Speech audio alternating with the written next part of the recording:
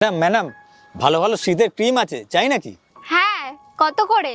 ওই ম্যাডাম 70 টাকা করে। হ্যাঁ, দিয়ে দিন। ম্যাডাম আমার কাছে তো খুচরো নেই। খুচরো তো আমার কাছেও নেই। আপনি একটু দেখুন না, আশেপাশে যদি পান তাহলে আমাকে খুচরো করে এনে দিন। আচ্ছা আচ্ছা ঠিক আছে, আমি করে এনে দিচ্ছি।